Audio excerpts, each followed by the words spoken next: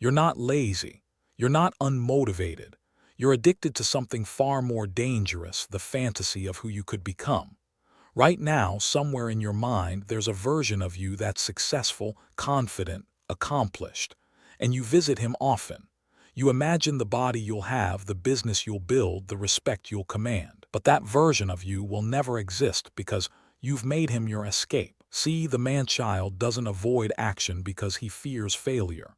He avoids action because action would destroy the most precious thing he has, infinite possibility. As long as you never try, you never fail. As long as you never commit, you could still become anything. Potential is your prison, and you've decorated it so beautifully that you don't even want to leave. Carl Jung warned us about this exact trap. He called it puer aeternus, the eternal boy who refuses to grow up, forever suspended in preparation, forever waiting for the perfect moment that never comes. Today, we're going to expose the psychology keeping you trapped in the waiting room of your own life. The eternal boy. In 1959, Jungian analyst Marie-Louise von France wrote an entire book about men who never grow up.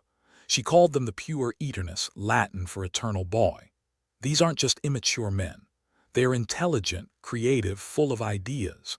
But they share one devastating flaw. They cannot commit to anything that would limit their possibilities. The eternal boy lives in a world of tomorrow. Tomorrow, I'll start the business. Tomorrow, I'll have the difficult conversation. Tomorrow, I'll become who I'm meant to be. The puer does not want to be disturbed in his provisional life. That word provisional should haunt you. A provisional life is one where nothing counts yet, where you're always preparing, never performing, where every failure can be dismissed because you weren't really trying. You weren't ready yet. Have you noticed how many plans you have? How many ideas fill your notebooks, your notes app, your late-night conversations? Now ask yourself, how many have you executed? The gap between those two numbers reveals how seduced you've been by possibility itself. But this psychology runs deeper than procrastination. The fantasy addict. Here's what nobody tells you about fantasizing. When you imagine success, when you visualize yourself achieving your goals, your brain releases dopamine, the same reward chemical you'd get from actually accomplishing something. Psychologist Gabrielle Oettingen discovered something disturbing in her research.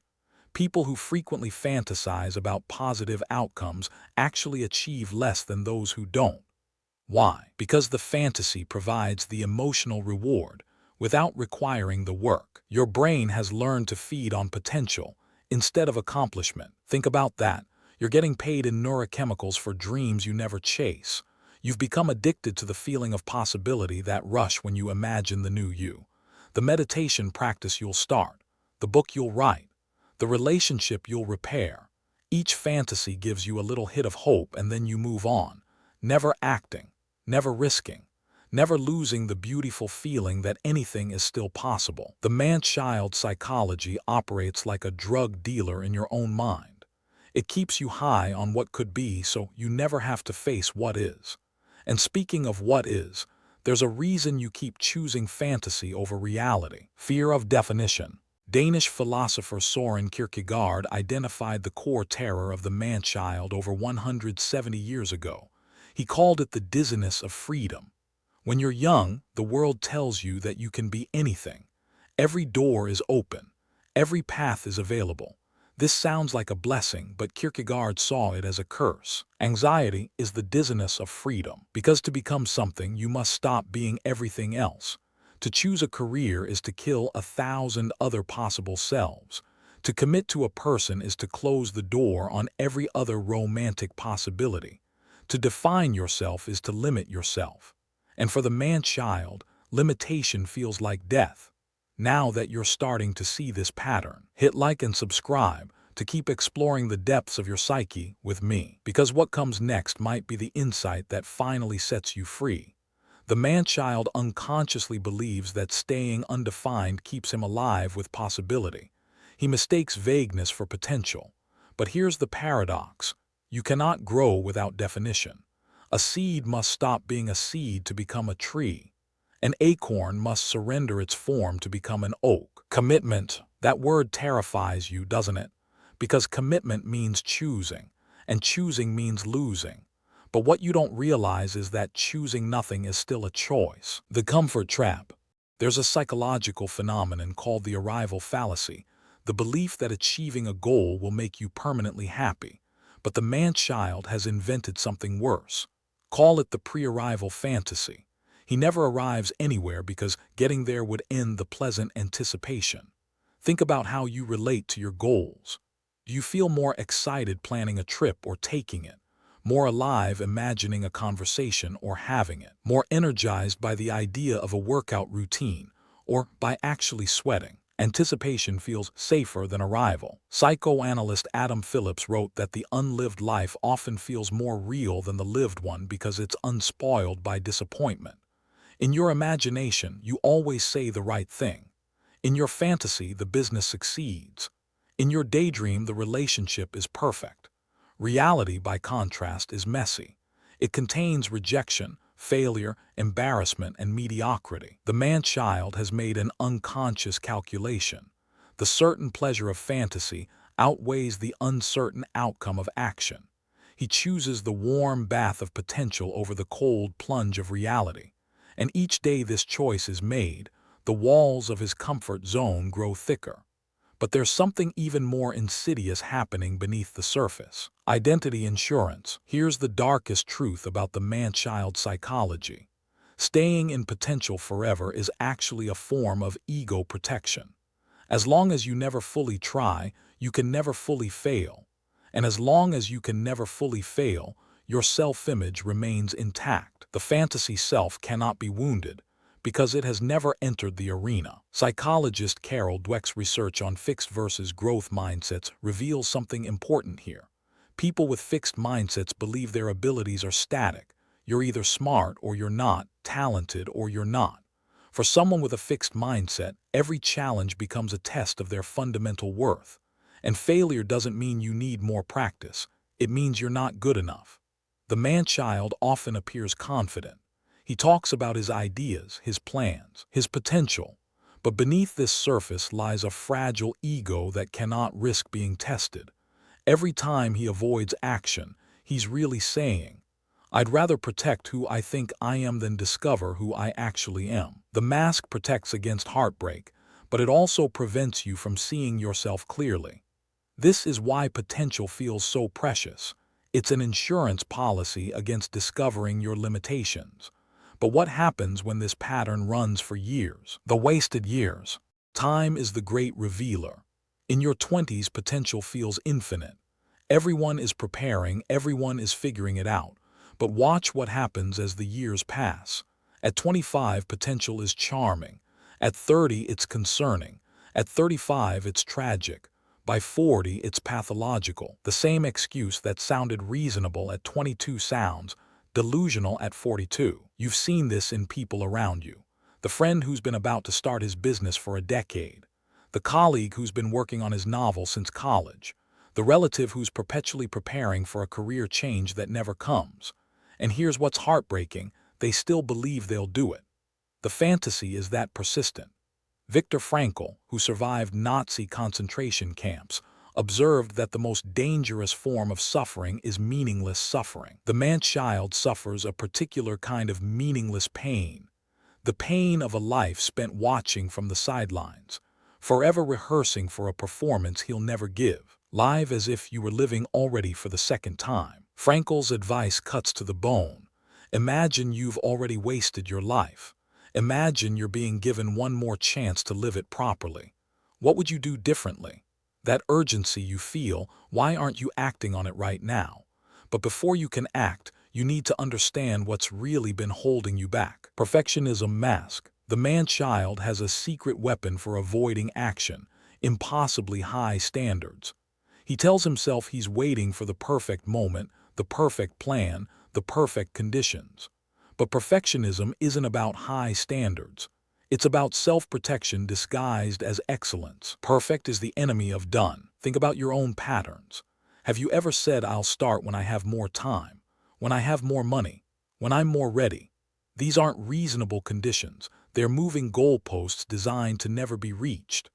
Research by psychologist Thomas Curran shows that perfectionism has increased dramatically over the past few decades, especially among young men, and it correlates strongly with procrastination, depression, and anxiety. The perfectionist man-child creates an impossible standard and then uses his failure to meet it as proof that he shouldn't try. It's a closed loop. I can't start until it's perfect. It will never be perfect. Therefore, I can never start. Perfectionism is not about getting things right. It is about never being wrong. When you understand this, you see perfectionism for what it really is, not a desire for excellence, but a terror of exposure. And there's another mask that's even more deceptive: the special trap. The man-child often carries a secret belief that separates him from ordinary people, the conviction that he's special. Not special in a healthy way, but special in a way that exempts him from normal requirements. Normal people have to grind. Normal people have to start small. Normal people have to fail repeatedly.